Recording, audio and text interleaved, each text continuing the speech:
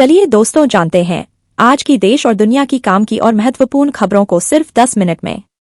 भारतीय सेना की सीरिया से वापसी की प्रक्रिया अब आगे बढ़ने वाली है, जिसमें संयुक्त राष्ट्र की स्वीकृति का इंतजार है।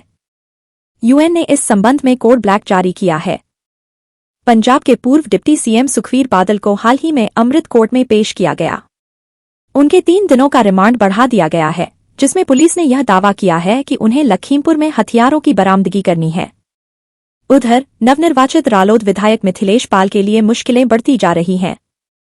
दंगा भड़काने के मामले में 3 जनवरी को कोर्ट अपना फैसला सुनाएगी।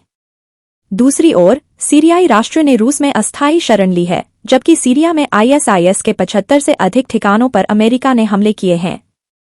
राष्ट्रपति बाइडेन ने कहा है कि वे आतंकियों को किसी भी प्रकार का लाभ नहीं उठाने देंगे। उत्तर प्रदेश के मुख्यमंत्री योगी आदित्यनाथ ने प्रगतिशील किसानों को सम्मानित किया और समृद्धि का मंत्र दिया। उन्होंने कहा कि किसान के नाम पर केवल राजनीति की गई है, जबकि अब भाजपा किसानों की आय बढ़ाने की दिशा में काम कर रही है। बांग्लादेश में विदेश सचिव विक्रम मिश्री ने कहा है कि भारत सकारात्मक, रचनात्मक और साझा हितों के संबंध चाहता है और बांग्लादेश सरकार को भी इसी तरह की प्रतिक्रिया देनी चाहिए। दिल्ली विधानसभा चुनावों से पहले आम आदमी पार्टी में बगावत की खबरें आ रही हैं, जिसमें 67 पदाधिकारियों ने इस्तीफा दिया है। उनका कहना है कि वे हाल ही में भाजपा छोड़कर आए सुरेंद्र पाल बिट्टू का समर्थन नहीं करेंगे, जिससे पार्टी में असंतोष जाहिर हो रहा है। उन्नाव में पुष्पा 2 के टिकट को लेकर विवाद हुआ, जिसके चलते पुलिस को लाठी चार्ज करना पड़ा। इस बीच प्रधानमंत्री मोदी ने पानीपत में LIC की बीमा सखी योजना लॉन्च की। इस योजना के तहत 18 से 70 वर्ष की महिलाएं हर महीने 5,000 रुपये पाएंगी। इसके साथ ही उन्होंने करनाल में महाराणा प्रताप बागवानी विश्वविद्यालय का शुभारंभ किया। पीएम मोदी ने हरियाणा के लोगों को धन्यवाद देते हुए कहा कि उन्होंने एक सुरक्षित समाज की दिशा में जो कदम उठाए हैं, वे सराहनीय हैं। उन्होंने यह भी स्पष्ट किया कि उनके कार्य में माताओं और बहनों का समर्थन उनकी सबसे बड़ी ताकत है। प्रधानमंत्री ने हाल ही में हरियाणा में चल रहे किसान आंदोलन का जिक्र किए बिना कहा कि उनकी सरकार न्यूनतम समर्थन मूल्य MSP पर फसलों की खरीद कर रही है। उन्होंने बताया कि हरियाणा में किसानों को अब तक 1 लाख रुपए करोड़ की राशि MSP के तहत दी जा चुकी है। प्रधानमंत्री ने यह भी कहा कि देश में आधुनिक, प्राकृतिक और जैविक खेती को बढ़ावा देने में कृषि दीदियों का महत्वपूर्ण योगदान है, जो देश के विकास में भी सहायक साबित हो रहा है। इसके साथ ही उन्होंने गरीबों को सहारा देने के लिए पीएम के सुरक्षा योजनाओं का ध्यान दिलाया, जिसमें प्रधानमंत्री जीवन ज्योति योजना और प्रधानमंत्री सुरक्षा योजना शामिल हैं। इन योजनाओं के तहत अभी तक देश में करोड़ों रुपए के दावे किए जा चुके हैं।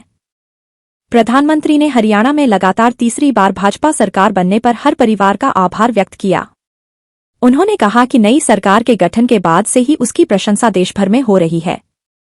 उन्होंने यह भी बताया कि सरकार बनने के तुरंत बाद हजारों युवाओं को बिना किसी पर्ची और खर्च के नौकरियां मिली हैं, जिसे देश ने देखा है। उन्होंने डबल इंजन वाली सरकार की बात करते हुए कहा कि यह सरकार अब डबल रफ्तार से काम कर रही है। केंद्रीय सरकार ने उत्तर प्रदेश के महाकुंभ के लिए नई योजनाएं बनाई हैं, जिसमें प्रयागराज से काशी और अयोध्या तक चलने वाली रिंग रेल के तहत 45 दिन में 13,000 ट्रेनें चलाने की घोषणा की गई है। इनमें 3,000 विशेष ट्रेनें और 10,000 नियमित ट्रेनें शामिल होंगी। रेल मंत्री अश्विनी वैष्णव ने महाकुंभ के लिए तैयारियों का जायजा लेते हुए वाराणसी और प्रयागराज में इस योजना की घोषणा की। उन्होंने बताया कि प्रयागराज महाकुंभ के लिए 4 रिंग रेल सर्किल बनाई गई हैं, जिनमें वाराणसी प्रयागराज, प्रयागराज अयोध्या, अयोध्या काशी और प्रयागराज के सर्किल शामिल हैं। देश के विभिन्न राज्यों के 50 शहरों से प्रयागराज के लिए स्पेशल ट्रेनों का संचालन किया जाएगा। रेल मंत्री ने बताया कि महाकुंभ के दौरान देश के हर कोने से प्रयागराज की सीधी कनेक्टिविटी सुनिश्चित की जाएगी। इस अवधि के दौरान लंबी दूरी के चेन्नई, मुंबई सहित 50 शहरों से प्रयागराज के लिए आरक्षित ट्रेनें चलेंगी। रेल मंत्री ने कहा कि महाकुंभ के दौरान इस बार एक विशेष व्यवस्था की जा रही है।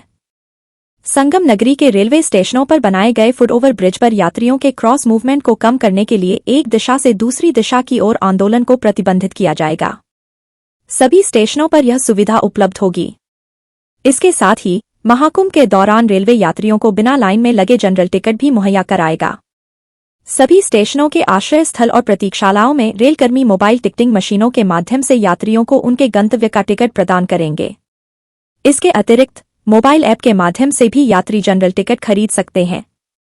इस दौरान 554 अनारक्षित टिकट काउंटर भी स्थापित किए जा रहे हैं।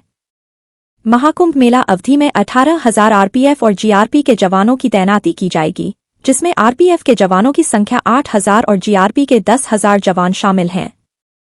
इसके अलावा रेलवे के 13,000 अधिकारी और कर्मचारी भी देश भर से तैनात किए जा रहे हैं, जिनमें कई ऐसे कर्मचारी भी हैं जो हिंदी, अंग्रेजी के साथ साथ दक्षिण भारतीय, पंजाबी, बंगाली, मराठी, गुजराती आदि भाषाओं में संवाद कर सकते हैं। 13 जनवरी से 26 फरवरी तक रामनगरी में रामलला की प्राण प्रतिष्ठा के बाद का नजारा एक बार फिर देखने को मिलेगा।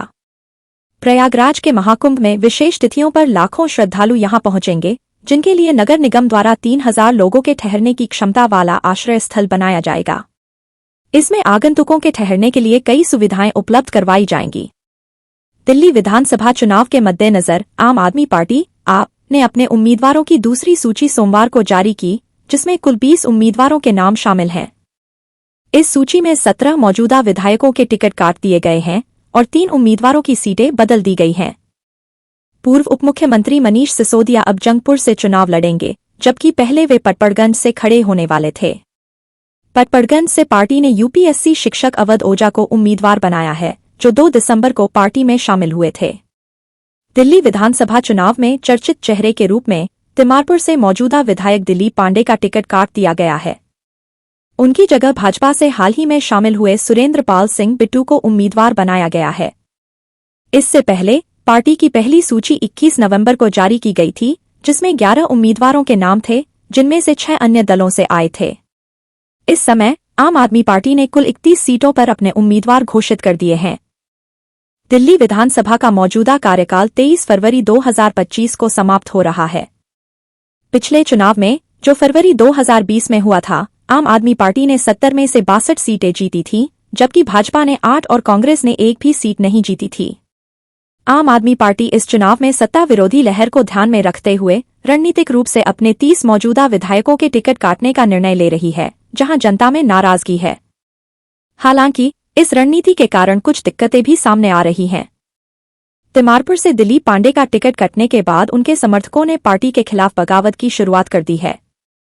तिमारपुर में मंडल से लेकर बूथ स्तर तक के 67 पदाधिकारियों और कार्यकर्ताओं ने अपना इस्तीफा राष्ट्रीय संयोजक अरविंद केजरीवाल को सौंप दिया और नए उम्मीदवार का समर्थन करने से इनकार कर दिया है। आम आदमी पार्टी के नेताओं ने संज्ञान लिया है कि जिन उम्मीदवारों को टिकट दिया गया है, उनके खिलाफ पूर्व में 3 चुनाव लड़े जा चुके हैं। इस प्रकार पार्टी के भीतर की यह असहमति और गई टिकटों की रणनीति आगे चलकर परेशानियों का सबब बन सकती है। यदि आप इस जानकारी को महत्वपूर्ण मानते हैं, तो कृपया वीडियो को लाइक करें और इसे अपने दोस्तों और रिश्तेदारों के साथ साझा करें।